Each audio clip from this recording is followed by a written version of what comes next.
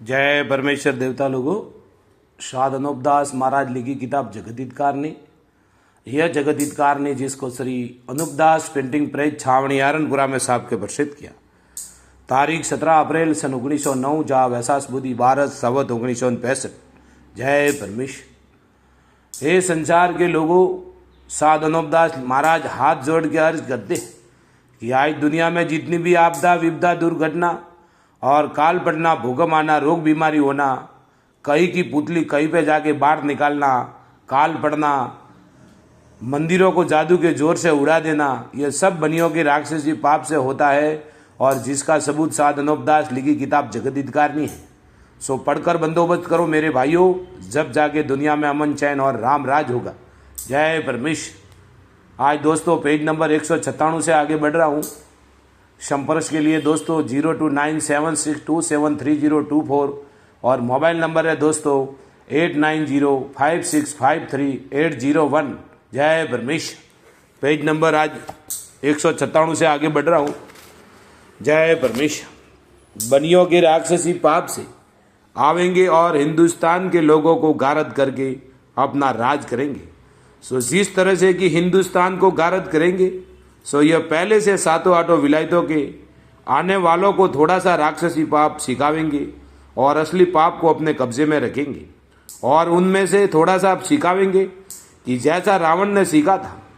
जब तुम भूल जाओगे और यह जानोगे कि हम ही कुलंकी हैं, सो तुम सातों आठों विलायतों में आपस में ही एक एक को गारद करते जाएंगे और जबकि सातों आठों विलायतें आपस में लड़कर कमती हो जाएगी और यह सौदागर बच्चे यह जानेंगे कि अब हम जायदा है और हमको कोई गारद नहीं कर सकेगा।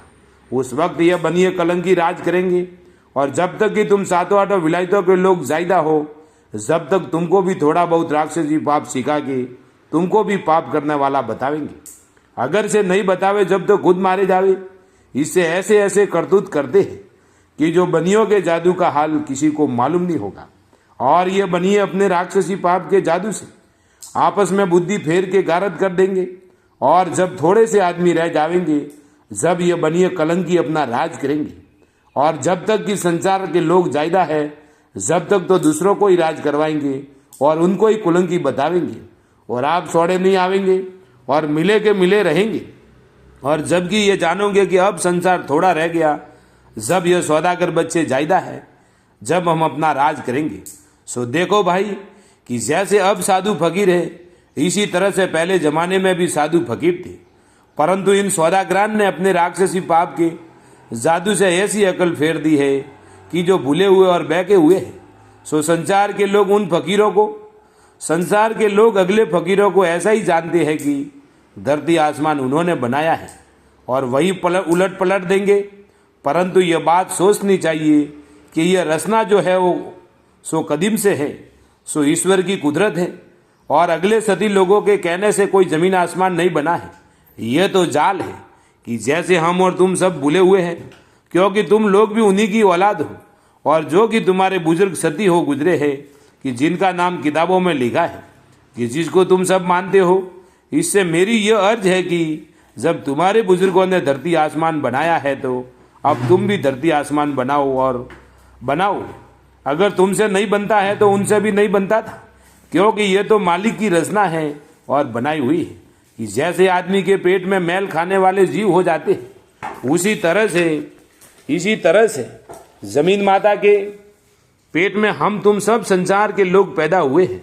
Page number 198। परंतु मैं इस वास्ते लिखता हूं कि तुम लोगों की बुद्धि इन बनियों ने राक्षसी पाप से भ्रष्ट कर दी है, जिससे तुम लोग इस तरह पर हो गए हो कि जैसे बंगेड़ी आदमी होता है उसी तरह पर हो गए हो, उसी तरह पर तुमको भी कर देते हैं। और इन्होंने किताबों में लिख दिया है कि जमीन आसमान की रचना शिवजी ने और देवी ने बनाई है और ब्रह्मा ने रचना रची है। सो ब्रह्मा और शिवजी और देवी वगैरह आदमी थे कि जैसे हम और तुम जमीन के पेट में पैदा हुए हो, इसी तरह से शिवजी वगैरह हजारों भक्त हो गुजरे हैं।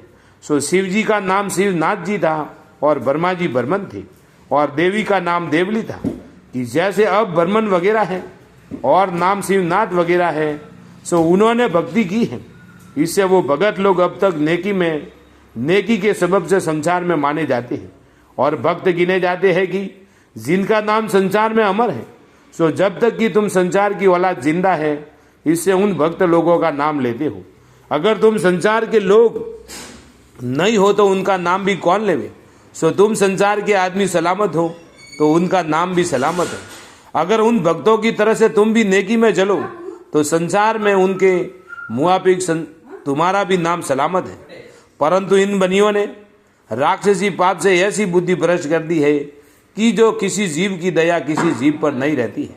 और अगले भक्त लोगों के वक्त में राक्षसी विद्या का पाप ज्यादा नहीं था, इससे लोगों का दिल दया और नेकी में उत्पन्न था, नेकी में बहुत था।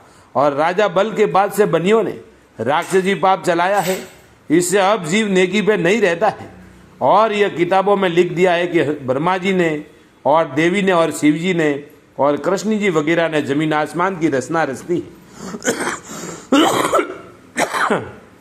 परंतु मेरे नजदीक आदमी के हाथ में रचना रचनी नहीं है, क्योंकि मालिक ने आदमी के हाथ में रचना रचनी नहीं रखी है और न हो सकता है।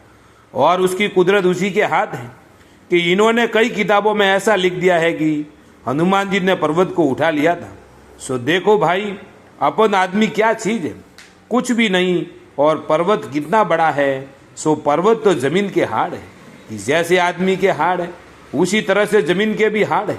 और ये भी कहते हैं कि सूरज को मुख में ले लिया था। सो किताबों में लिखा है कि उन्होंने इतनी शक्ति थी, जो ख्याल करो कि पर्वत भी जादू के जोर से उड़ता है और सूरज भी जादू के जोर से नीचे उतरता है। और जबकि जमीन के नाम का पाप कराते हैं, जब जमीन का जीव दुख पाता है और जमीन के हाड़ वगैरह फाड़ते हैं, जब जमीन को इतना दुख होता है। और मुसलमानों की किताबों में ऐसा लिखा हुआ है, और मुसलमान ये कहते हैं कि अन्ना सागर जो अजमेर में, उसको फकीर साहब ने तुम्बी में ले लिया था। और ये भी कहते हैं कि अब फकीर साहब अजमेर में आए तो जब घोड़े ने अपने पाव की टाप मारी और 7 पर्दे फूट गए। परंतु हिंदू मुसलमान ऐसे मस्त हो रहे हैं कि जो हमारे बुजुर्ग ऐसे हो गए कि जिन्होंने ऐसी ऐसी करामतें दिखाई है, इससे फूले फूले फिरते हैं और बात को सोचते नहीं है। क्योंकि जल भी जादू के जोर से उड़ता है और जमीन भी जादू के जोर से फटती है। और जब जमीन जादू के जोर से फटती है तो उसको किस कदर तकलीफ और दर्द होता है। सो ऐसे ऐसे इन बेईमानों ने कई तरह के रोग जमीन को कर दिए और फिर उस जादू को दुनिया के लोगों और फकीरों को करामात सुझाते हैं और दुनिया की बुद्धि फेर के जमीन के शरीर की भूल दुनिया में पड़ाती है।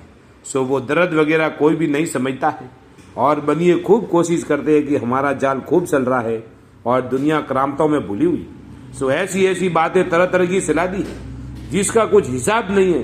परंतु मुझको इन हिंदू मुसलमानों की 2-4 बातें याद आती है, वो लिखता हूँ। अगर मैं पढ़ा हुआ होता तो ज्यादा बातें याद होती।